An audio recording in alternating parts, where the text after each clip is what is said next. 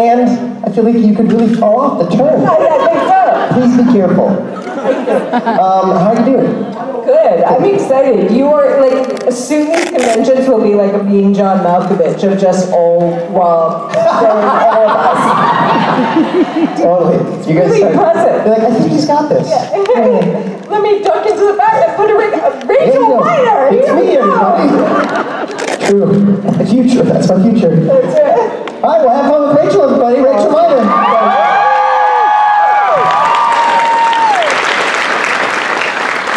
Hello, guys.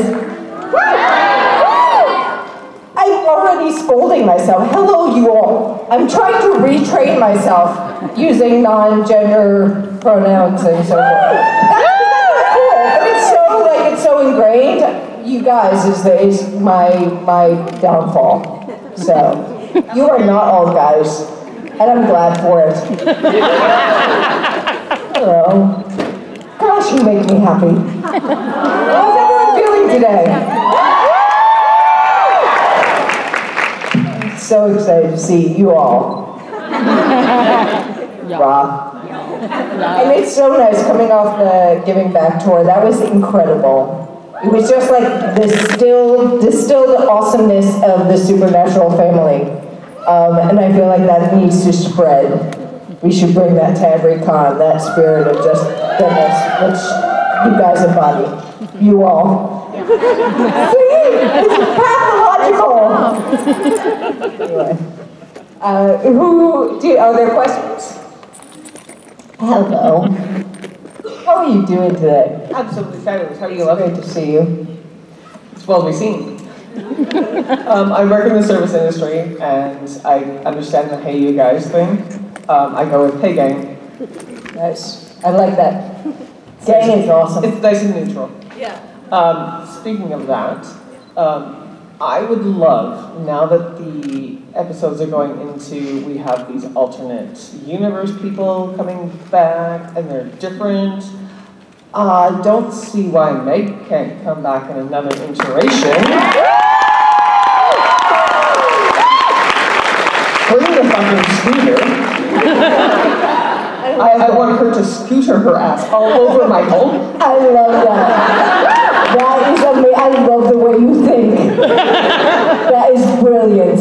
I would love to see the representation. Yes. But also, I would just love to see you back. Thank you. And isn't it one and the same? Because that's my argument, is just that the more of us are out there just being human and not hiding or Wait, but you're human? But, not really.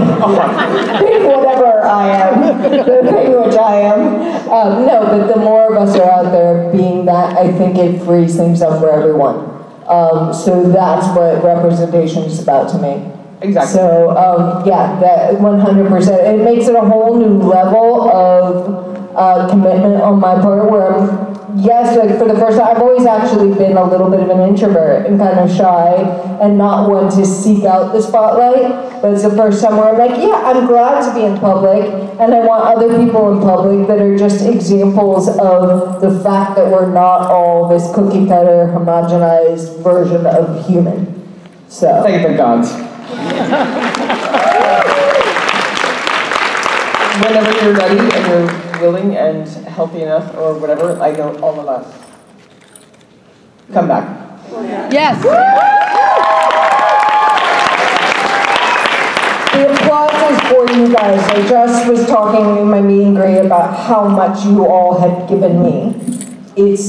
I can't put words to it, but it's just incredible what a gift it is to, you know, imbue someone, water something within someone, see that and tell them it's okay, they're valid, they can be in the world, and help them to learn to express themselves again. Because I know after getting sick, I was hiding, and you pulled me out of that. So thank you, thank you, thank you.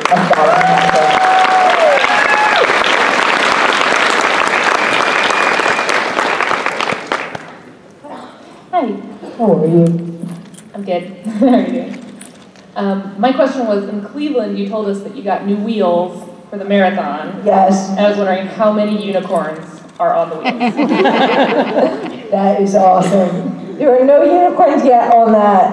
I know, there's something wrong with it. Speaking of which, also, you will notice Clarence is woefully absent today. The reason being twofold.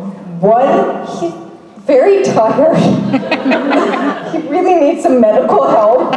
So I actually have a friend helping to sew him because we've been going to so many conventions that he is looking a lot worse for the wear than even I am.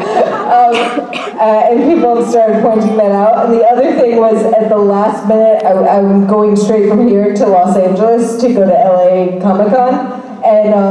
And my bag is very full. So at the last minute, I realized Clarence was not going to make it. So please accept me minus Clarence for this one time. Love me anyway. And Clarence will be back. Thank you for that. And the unicorns are always there in spirit, FYI. Hey Rachel, hey Rachel, nice to meet you. Favorite demon. Very nice to meet you. I was actually checking out some of the projects you were working on, just flipped through the IMDb before I got here, and I was going to ask you about Fruits of Peace, something you were working on as a producer. What is it? Sorry? I saw Fruits of Peace, this documentary. It's your I did. Okay, no, thank you for asking about that. No, so it's actually going back a couple of years. I was doing some documentary producing. I didn't realize that ended up on IMDb. No, it did. That's very cool. That's very cool. No, I was doing, there was a couple of projects. There was one that actually really beautiful project, and they kept renaming it. So it was Our Little Roses at once, and then it became it's something beyond the walls, and I will try to post something about it. But it was a beautiful project about an orphanage in Honduras, and the teacher that went there, it was an all-girls orphanage in a very violent part of Honduras, and they were teaching these girls how to write poetry so that they could help handle the trauma and express themselves. It was a really beautiful story. And the other was this documentary called Fruits of Peace, and it was about two brothers who actually wound up on different sides of the Vietnam War. It was a really incredible, harrowing story. I cannot take credit. That's why I never actually put credit out there. I just have always been one of those people I'm like, oh, that's a good thing. How do I support it? So I was trying to help out with both those projects. It was a really worthwhile part of my life, I think. Well, apparently they felt the need to give you props. So yeah, that's very cool. Well, that's very cool. Thank you for asking me.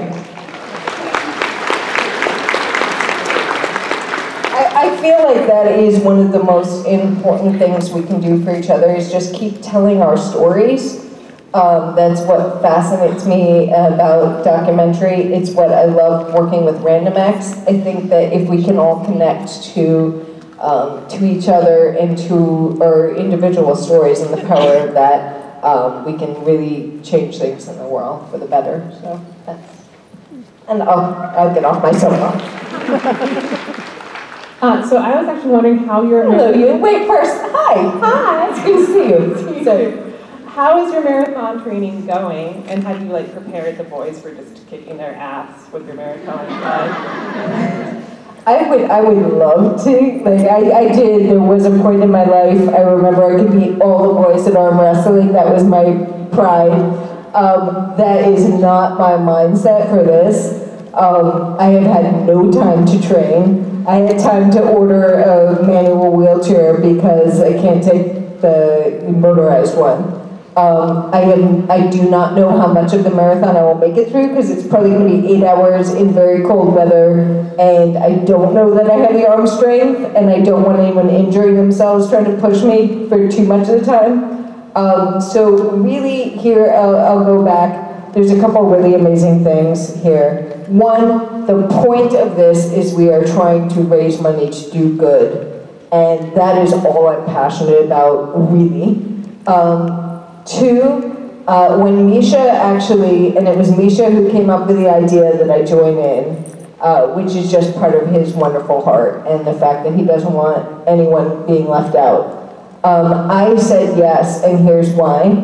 I do not want there to be any mistake in anyone's mind that this is kind of a testosterone-fueled competition where everyone's trying to one-up each other. I love the idea of, one, I think there needs to be female representation. I think it should be multi-gendered on the team. And two, I wanted differing ability. And I thought that being public is important. That said, I was not planning to be an example of the amazing physical prowess of someone with disability or differing ability. I am just joining in because why not? Because we're a family and we're a team. So Good luck. And really, what is important is the fundraising aspect, that we're really trying to do a lot of good with that money. So that's where you guys come in, and that's all that is truthfully important. You know, the guys can feel a little, whatever, proud of their ability and all. I'll let them. I don't. Wow, I'm horrible. They're like this really supportive friend, and I'm like, ew. That's awesome. They're amazing. Hi. Hey. I have a two-part question, actually. In Goodbye Stranger, I like the interaction you had with Sam. And since I love that scene. Thank you for pointing that out. Yeah, I thought that was wonderful. And also, since Meg was possessing Sam for a week, was there like a special connection there? You know, that resulted I think there was, because I think in that scene too, Meg says something about having been in that head of his and knowing how he thinks. So yeah, I think there was that, and I like that. I personally also, because I'm such in life, I'm just such a nerd and lover of learning and stuff. I think that I have a tendency to really like Sam and that character. I think that he's someone that I don't know, I would connect with in that way. We all have, I mean, they're all amazing characters, don't get me wrong. And I think that Meg and Cass always, to me, usurp everything, but I really like that dynamic. And the second part of the question was, do you wish that we, dive into the relationship between Meg and Castiel? I sure do. I'd like to see them develop that relationship further, so please come back. Thank you. Thank you so much for saying. I love to think of them together, and nothing stops us from doing that. That's the amazing thing about imagination. So, yeah, no, I love the dynamic of those two together, and I certainly would love to see how that would play out. And it was always humorous and right and kind of just cool. And I love the fact that it didn't really fit any box. You try to put relationship dynamic in. So thank you for that. Thank you. It's a great question. Did you guys like those exchanges as well? They were really fun to me. I love the way the writers explore all these different things, and the characters are all so unique and dynamic. So yeah, okay. Hi Rachel, I'm Karen, and I just want to say thank you for all the work you do on social media and with Random Acts. I think it's very inspiring. And I was going to ask about the Bad Idea Tour, but you've already talked about that. So I just, what is the most surprising thing for you about the work you do with Random Acts? I guess the most surprising would be, and maybe not, but yes, is just how happy it makes me and how much I love it and how right it feels. Not that I wouldn't have guessed that it would have all of those elements, but I didn't know to what degree that was even possible in life.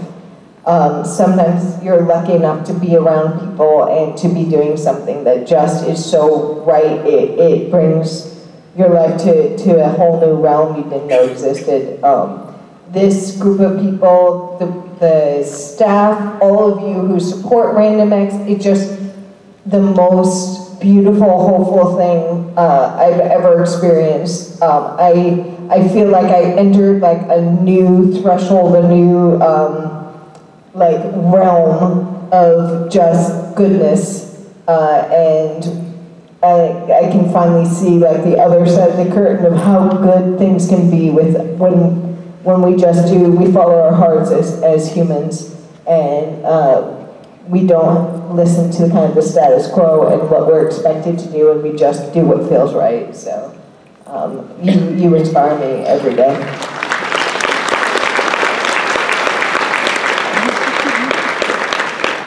Just really genuine. Like, can you like applaud yourselves? Just make sure you are amazing. Hi. I was wondering what your favorite Gish item this year was, and how you felt about being a mythological creature everywhere. About being what? Mythological creature. Oh, okay. Yeah. Okay, so my favorite is always the Change of Life. The Rwanda Collective was so incredible. But I know that's not the most fun answer. I'm trying to think. This was not an actual Gish item during Gish, but during the Gishmas, I love that I threw out, like, off the cuff, a portrait of Da Vinci, because it kind of just sounded like it went in the rhyme, and or the rhythm or whatever, and seeing all those, you guys are just so freaking creative. And it just goes along with, those are always my favorite items. When I just see creativity that I never expected to see from so many people. And it's just your ability and your imaginations or whatever is beyond anything I could ever imagine. And just makes me laugh, but in the best way. In that, again, like world changing, we don't need to follow the rules at all. Let's just create a magnificent world together kind of way. And then the magical creature thing, beyond made me happy. And I know I've posted about that, but I genuinely kept every one of your creations, and I have them in a file on my computer. And it just was the most magnificent thing to get to be a part of. Again, to get to be a part of your creativity and your magnificence is just such a gift. So thank you guys. Thank you.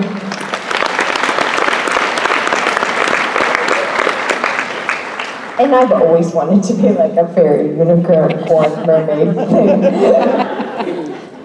Hey. Hi Rachel, it was great to see you in Cleveland, and I'm really excited to see you again here. Thank you, it's great to see you. My question is, you're inspired by some of the fans, and of course we as fans are inspired by you, but when there's a really tough day, where do you find the courage, the inspiration to keep going? It's a really good question. And first of all, show of hands, how many people have tough days? Because I think that's everyone I talk. But that's what alcohol is for. It's part of existence. It's going to be really hard sometimes, and I don't want that to ever be lost. And like I hate that, like, oh, you're so positive about that. No, I work my butt off to find the good in everything, because it's there. It's just, you also need to be able to accept that it's not all good, and sometimes it's really hard. I vent a lot, I curse a lot. There are many times when no one's around and I don't feel like it is gonna bug anyone. I'm just like, fuck you! that's one of my like soul cries. Especially like you just like, I'll reach the end of my capacity and it's just like I need to get to the bed or whatever that last move maneuver is, and it's like nothing is getting me there, and for some reason that like fuck you gets me there. So yeah, I think it's really important to be able to accept that sometimes it's just freaking frustrating and angering, and sometimes I cry, and sometimes I rage, and sometimes I journal, and I do whatever I can, but I just don't let myself sit in it, or accept that that is like my set state of existence. It's like, no, I'm going to freaking force my way through this. And I know that there will be another side to it. And just that acceptance gets me through. But yeah, sometimes it's hard. And I think we have to be able to admit that to each other. And help each other cursing through works it. well too. What was that? I find cursing works really well too. Nice, nice. Thank you, Rachel. Thank you so much. And you guys, by the way, lift me up and inspire me back all the time. Like, you know, sometimes you'll say, my tweets help you, your tweets help me. So like just a kind word, or when someone says, hey, something you did made a difference in my life, that will often like reset me just in a moment when I really need it. So thank you. Yeah. So someone mentioned already that you've been a producer on several projects. Have you ever written or directed a project? And if not, what would you be interested in writing or directing? That's a really beautiful question. I haven't really. I had a brief time in my life, I did some sketch comedy stuff. So I would write, I've written and directed kind of YouTube sketch comedy. That was a lot of fun. But other than that, I've never like written and directed or directed a passion project. I would love to, but I've always felt like, gosh, I would really have to be impelled. I grew up in this business. My father's a director. My mother's a writer. I know how hard it is. And so I've often talked myself out at the last minute. I've started a lot of projects I never finished.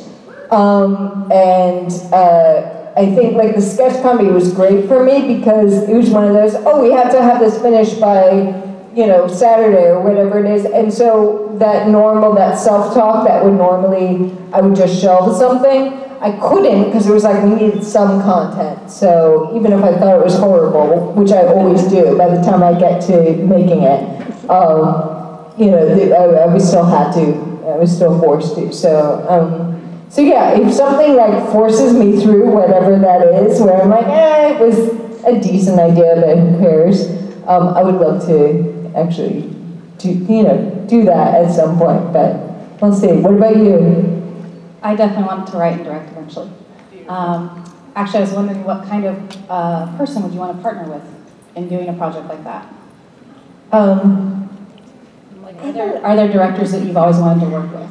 Oh, that's a really good question. Like existing director, I don't know. I can't think of anyone because partnering is such a unique experience, and you really just have to find someone who inspires you and like impels you forward and all. And I don't know. I don't think that would necessarily be someone who I just admire their work or something. I think I would have to know that personality. I don't have anyone that like in mind, but there are definitely 1,000,001 people who inspire me on a regular basis and make me want to make art. So, do you have someone in mind that is your like counterpart? I would love to work with Ava DuVernay or Bob Singer. Beautiful. I think it'd be really awesome to see you and Richard Speight tag team on an episode. Oh, thank you. That's awesome. I love that. That's really cool. Thank you. No, that's awesome. Love that. Hi there. Hey. Staying in the same line, what can you tell us about the first acting gig you ever had? Paid or unpaid? Whichever. That's a really good question. Okay, So I started wanting to be an actress when I was 2, being really adamant. And my parents gave in and let me go on a few auditions. But they realized I wasn't really ready mentally because my first audition that I got a call back on, they put me on tape, it was for a film, and it was complicated, so they were like directing me and putting me on tape and stuff. but I thought I'd shot the movie. So I kept asking my parents, when's my movie coming out, Mom? And she was so crushed and having to break my heart, like, no, you didn't actually make a movie. That then they pulled it back and were like, you shouldn't audition anymore. So that was my first project in my head. And then I went in, I met this guy, Woody Allen, everyone thinks he's awesome, and he was funny, and I shot that. And, so it was maybe good that I then got slapped in the face with like, no, you're not actually going to be in the movie. So yet again, I'm like, where's my movie? So I don't know, I did a lot of fun projects. I wanted to be in Alice in Wonderland very badly.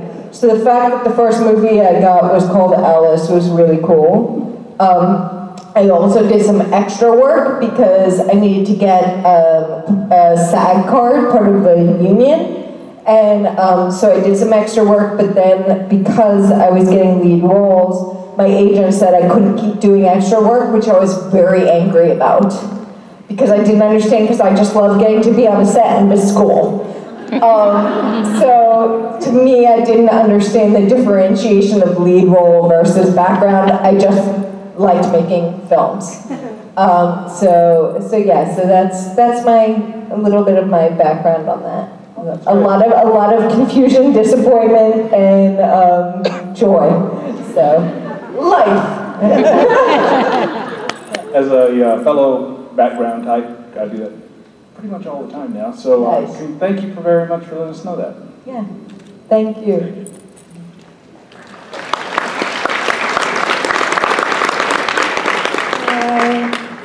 How are you? I'm good. How are you? Very good. Good. Happy to be here with you guys. With you all. How many times can I do that? At least I'm not gonna let myself get away with it. All right, so my school has like a massive focus on service. Like that's what they want us to graduate high school. That's so freaking cool. It's awesome. But so that's how I started doing service stuff like that. What was it like for you? Was it an epiphany moment, or was that something that you were always surrounded by? It's a really good question. I think there's a lot of things I was lucky enough. I know I have very kind parents, and they were always very good about encouraging that in me. It existed in me as long as I can remember. I wanted to save the world. I think my first dream that I ever told my parents when I first started talking, being able to be verbal, I was less than a year, was that someone came and tried to blow up the planet and shoot all the trees off the earth, and I couldn't stop them. And that was I think that has impelled me through my whole life. I've always wanted to do good and make things better for people. I also can't stand people being in pain.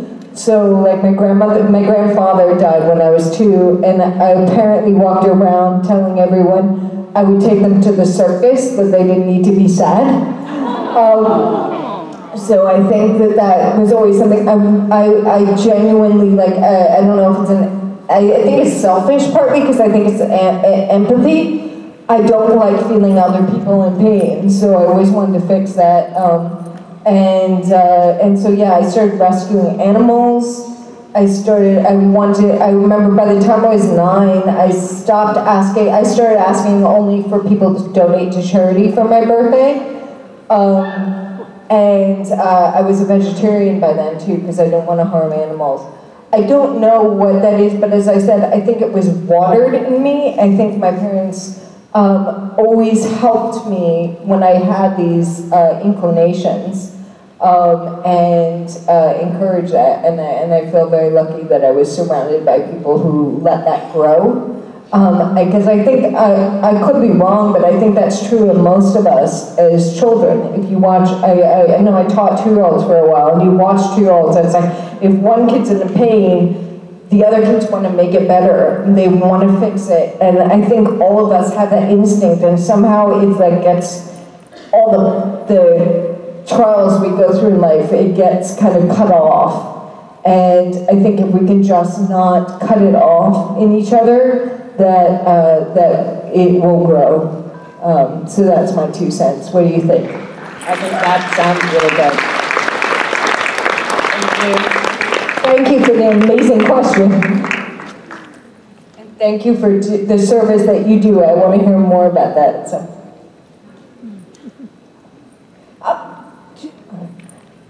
We're going back to this side because we've got... It's okay, I will just keep talking at you guys. But please come up if you have any questions.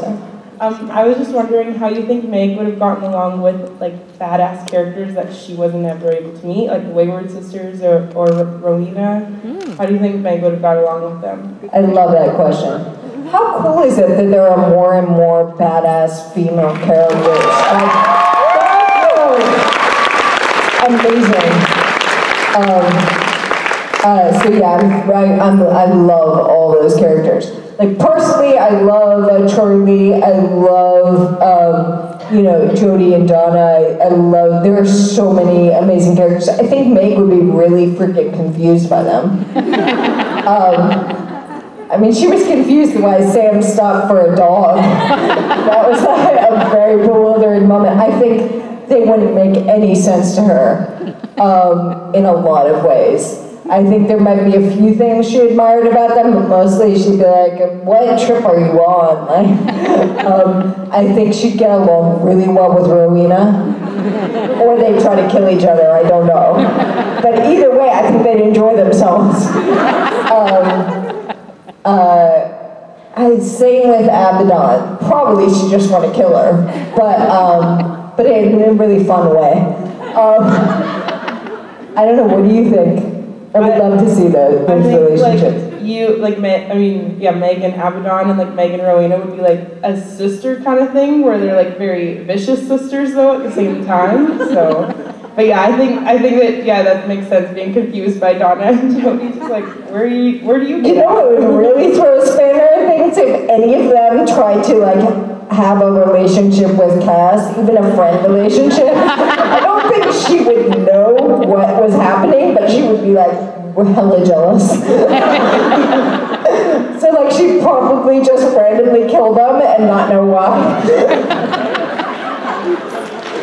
Thank you. Thank you.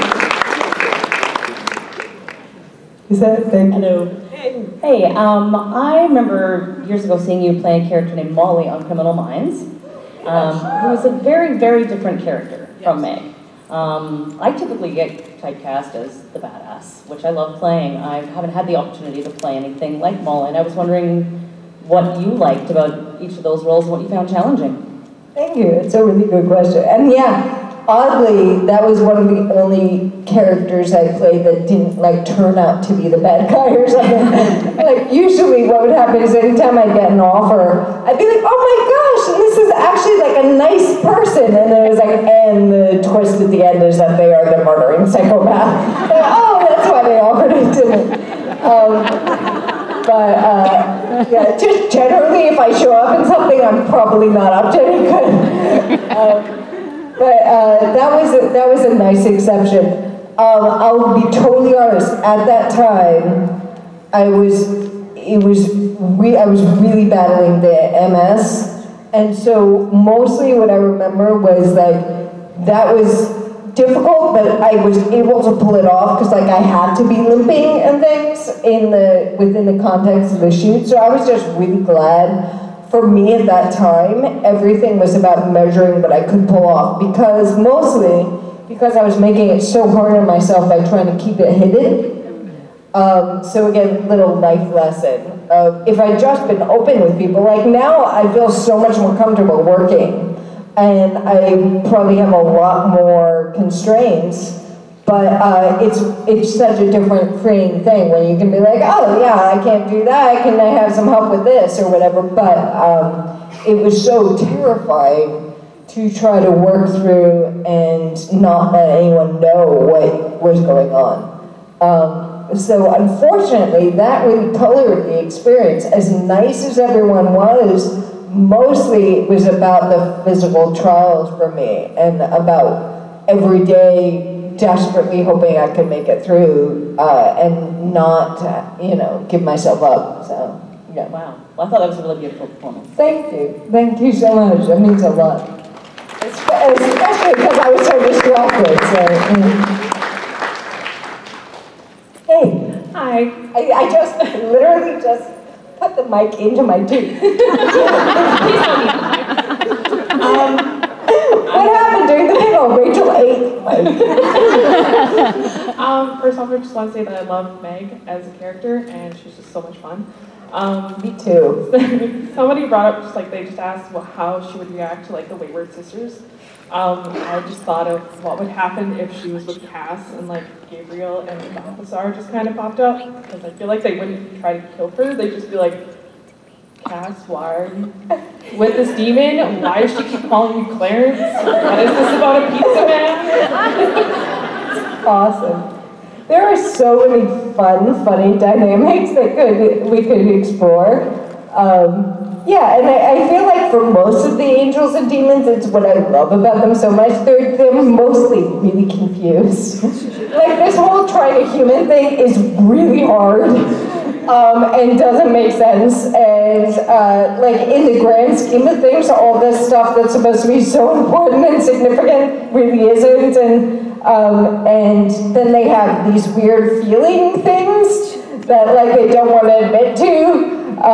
So yeah, that would be a very, very, very funny scene. I love that idea. So, thank you for that. Hi Rachel, I'm Sarah. Very nice to see you. Because of you doing the Bad Idea tour and all of that, it's inspired me to run my first 10K. That was awesome. Originally, I was going to do the Seattle Marathon, and I posted it on social media, and all of my friends immediately were like, Sarah, you're going to hurt yourself, don't do that. It's like, all right, let's do the half. And then they're like, maybe. I said, okay, 10K. So I wanted to do it in Seattle, but that happened in August. So now I'm going to do a turkey trot. Nice. That's awesome. Thank you. And can I just say with all of you, it's so freaking amazing and impressive. This is a catalyst for you doing something that inspires you and makes you feel good in life. But also, do not injure yourself or, try to do something that you're not happy with or you're not comfortable with. I'm not comfortable running, but I'm going to do it. No, but sometimes in life we push ourselves through things that are uncomfortable into things that are really, really worthwhile and make us feel great. So please do that if that is the case. But yeah, just don't you know in your heart if you're doing something just to show off and you're actually going to hurt yourself. I find that's something I had to learn. The minute I feel kind of victimized in life, that's the minute I hurt myself. The minute I feel like I'm being forced into something, I'm internally fighting it, then I'm in trouble. But if you're doing it for yourself, and no matter how hard it is, you can pull through. And that is super, super inspiring. So thank you for doing it. Thank you. As a swimmer, this is very new. I don't like running, but I have a lot of support from my work. I work at a YMCA, and so we've got a gym there, and I've just been learning so much and meeting actually new people since I'm getting out of the aquatics department and going up to the treadmills. And I just met a lot of new people who are helping me run and just do all sorts of things. So it's really great. I love hearing that. And yeah, and it's a really interesting thing I've had to learn because, as I said, I always prided myself on having physical abilities and being able to kind of, go with, achieve certain physical things to feel stronger. And I learned that really it's the mental exercise of going through that, of overcoming something that you think you can't. That's what is important, and that's where strength lies. So I really do recommend it. I think you can find that and learn that from physical activity, but that is not the source of your strength. And I just want to be clear about that because I think it's an important differentiation. Hi. I was wondering what would happen if Meg from the other world comes and becomes in the Queen of Hell. Wait, if Meg from the other world becomes, and I missed the last part. And if she becomes in the Queen of Hell. The Queen of Hell? I think that is definitely something awesome. I think that the world would be a much better place. I would love that. I like that idea a lot.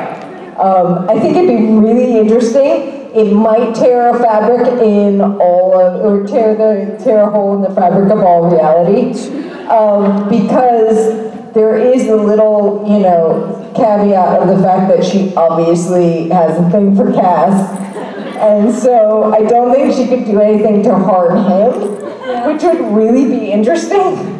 Like, especially if he had power in heaven, like, what would that dynamic be? But I think it'd be a freaking interesting one.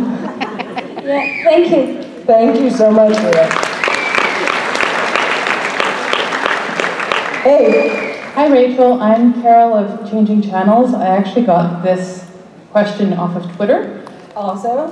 Do you have balls and unicorns for everyone? Balls and unicorns all around. Awesome. Thank you.